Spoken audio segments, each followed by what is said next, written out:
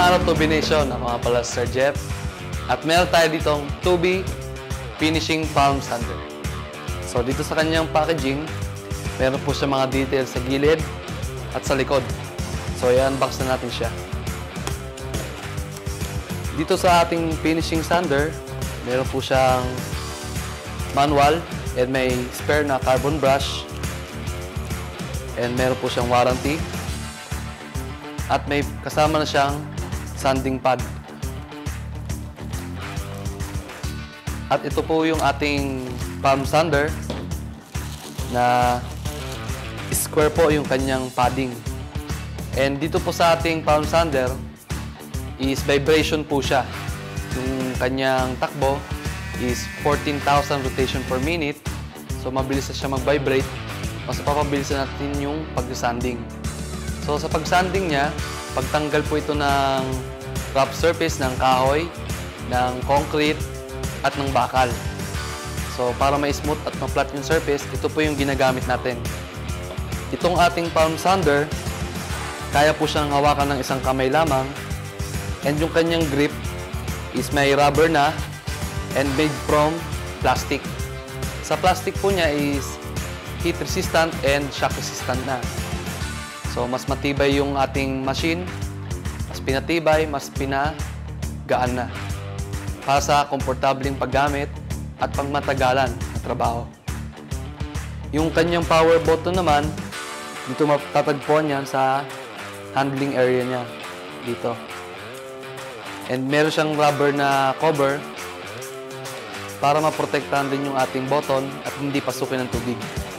And dito naman, sa kanyang sanding paper area, meron siyang dalawang clip. Dito na ilalagay yung ating sanding paper. Kabilaan yung clip na yan para mas secured at hindi basta-basta tatanggal yung ating sanding paper dito. Ang rated voltage itong ating sander is 220 volts, direct sa mga house outlet. And yung kanyang pad naman is 110 by 100 mm. Yung sukat nitong kanyang pad size. And yung input power niya is 240 watts. At ngayon naman, susubukan natin siyang paandarin. So itong cord nga pala niya is may haba na more or less than 2 meters. At saka pag pinaandar nyo na siya, ito po yung kalalabasan niya.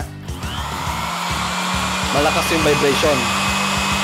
So nakakapagtanggal na siya ng mga uneven o rough surface sa ating working material. At dito po yung kanyang exhaust sa handle area, sa gilid, pati sa harap.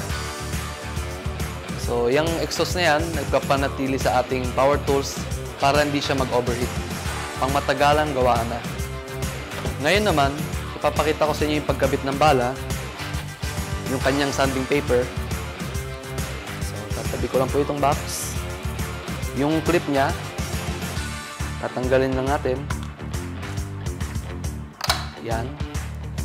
Pati sa kabila. And yung gamit ko ditong sander is 120. Yung kanyang grip.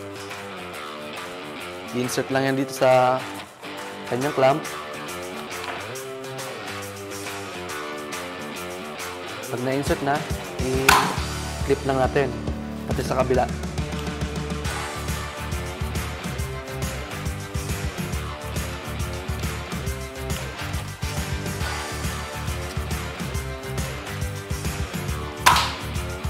So, pag tumunog yan, lock in place na yung ating...